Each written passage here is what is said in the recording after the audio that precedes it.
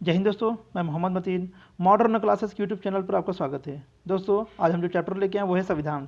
संविधान का छठा पार्ट है दोस्तों।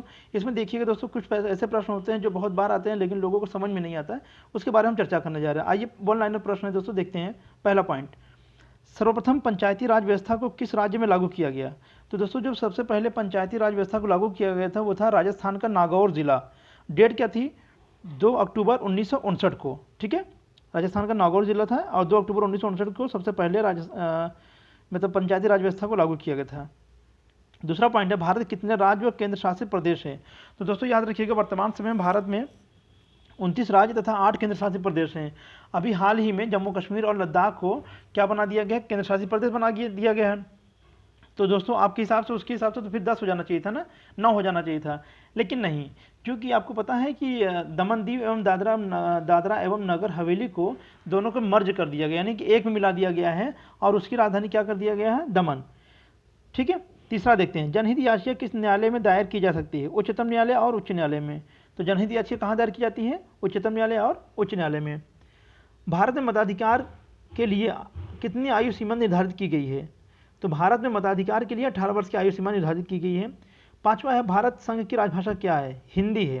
दोस्तों एक बात याद रखिएगा हमेशा के लिए कि भारत की कोई राष्ट्रभाषा नहीं है, भारत की संघ की राजभाषा ही है, हिंदी है। ठीक है, भारतीय संविधान का निर्माण एक संविधान सभा द्वारा कितने दिन में किया गया था? तो संविधान का जो निर्माण हुआ था वो 2 वर्ष 11 माह 18 दिन में किया गया था।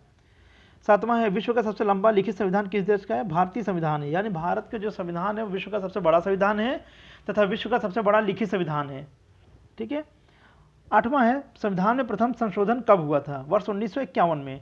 दोस्तों प्रथम संविधान संशोधन वर्ष 1951 में हुआ था, जिसमें 9वीं अनुसूची को जोड़ा गया था, जिसमें भूमि सुधार अधिनियम को रखा गया था। तो प्रथम संविधान संशोधन कब हुआ था? 1951 में। क्या रखा गया? 9वीं अनुसूची को। 9वां पॉइंट है, भारत का पहला आम बजट 1952 में किसने प्रस्तुत किया? आर.के. षणमुखम चट्टी ने। ठीक है, तो किसने पहला बजट पेश किया था स्वतंत्रता के बाद? आर.के. षणमुखम चट्टी ने। 10वां है, भारतीय संविधान के किस अनुच्छेद को संविधान की आत्मा के नाम से जाना जाता है? दोस्तों संविधान की आत्मा कहा जाता है अनुच्छेद 32 को। और दोस्तों अगर पूछा जाए संविधान का आत्मा किसे कहा जाता है तो क्या कहा जाएगा? प्रस्तावना को। और यहीं पे अगर अनुच्छेद 32 को ही पूछा जाता है कि डॉक्टर भीमराव अंबेडकर ने किसे संविधान का आत्मा कहा है, तो अनुच्छेद 32 को ही कहा जाता है दोस्तों। ठीक है ना।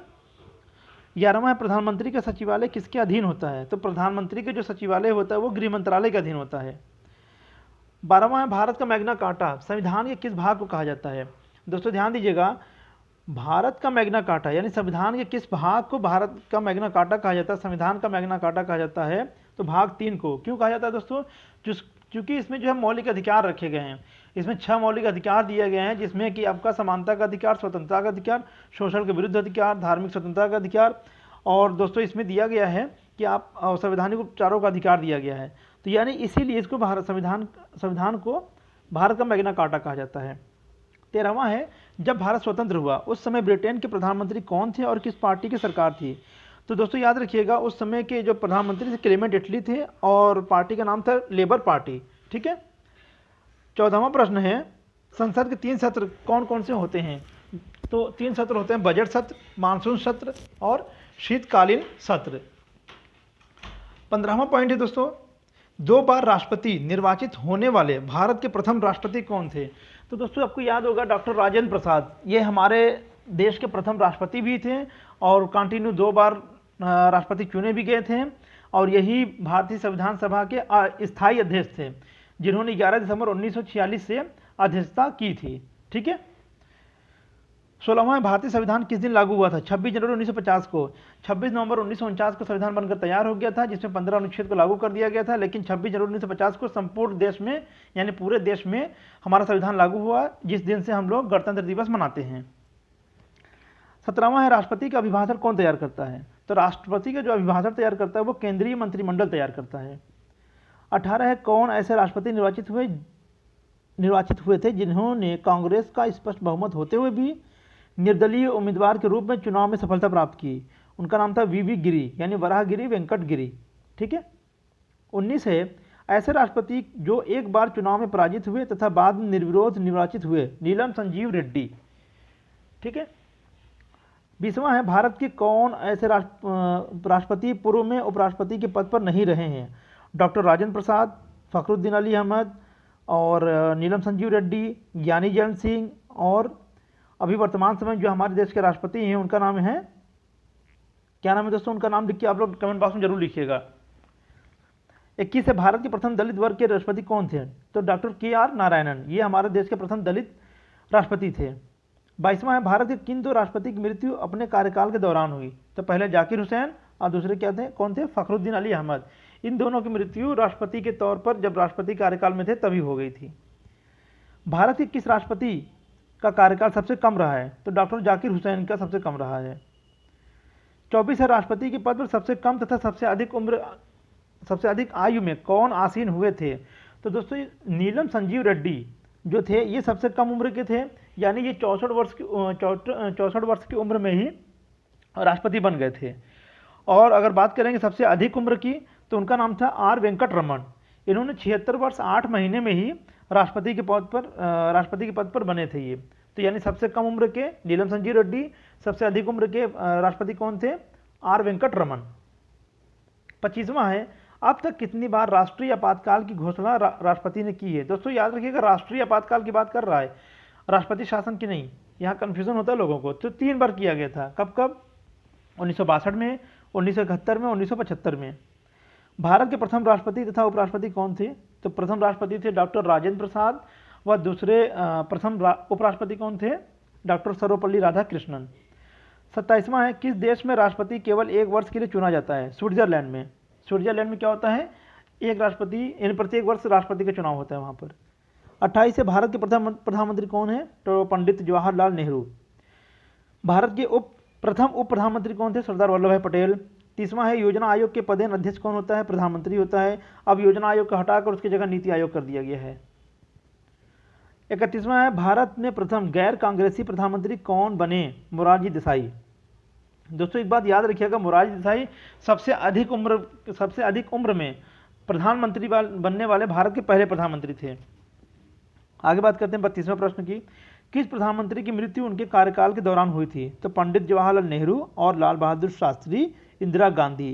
3 ऐसे प्रधानमंत्री हुए जिनकी मृत्यु उनके कार्यकाल के दौरान हुई थी।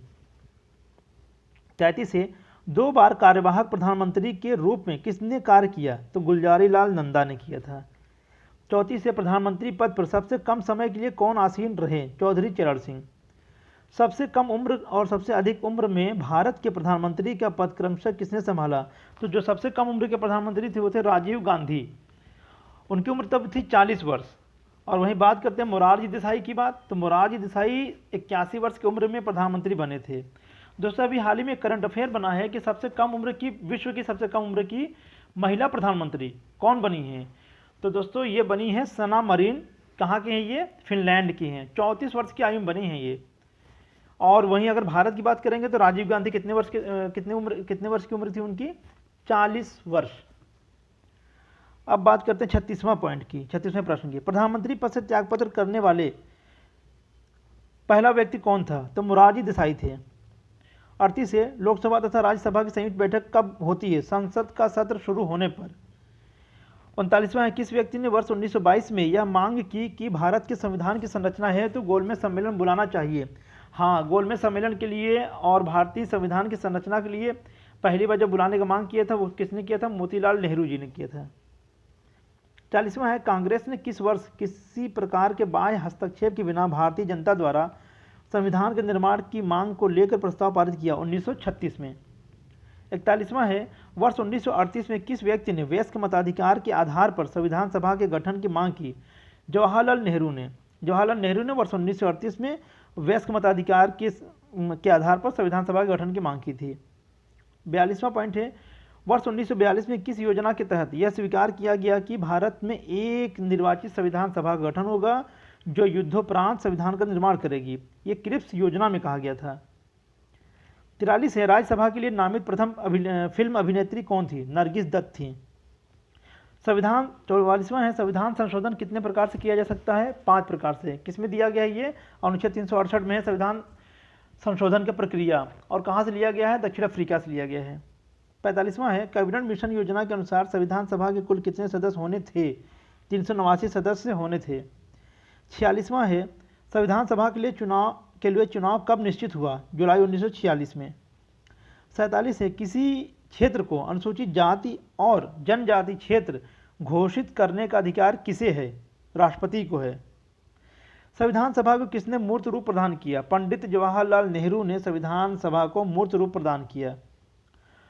भारत में कुल कितने उच्च न्यायालय हैं? 24 हैं। 50वां है, संविधान सभा की प्रथम बैठक कब हुई थी? 9 दिसंबर 1946 को। जब संविधान सभा की प्रथम बैठक हुई थी तो उस समय अस्थायी अध्यक्ष के रूप में डॉक्टर सच्चिदानंद सिन्हा की नियुक्ति हुई थी, लेकिन 2 दिन बाद 11 दिसंबर 1946 को जब पुनः बैठक होती है तो उसमें स्थायी अध्यक्ष के रूप में डॉक्टर राजेंद्र प्रसाद को संविधान सभा का अध्यक्ष चुना गया था, जिसे 26 जनवरी 1950 को प्रथम राष्ट्रपति के रूप में चुना गया था। इन्होंने 2 बार कार्यकाल किया था, यानी प्रथम राष्ट्रपति और द्वितीय राष्ट्रपति के रूप में हमारे देश के जो राष्ट्रपति बने थे वो डॉक्टर राजेंद्र प्रसाद जी ही थे। दोस्तों, इसी तरीके से हम अगला भी पॉइंट जो लेके आएंगे चैप्टर वो रहेगा संविधान का। आप लोग ऐसे देखते रहिएगा। तब तक के लिए जय हिंद, जय भारत।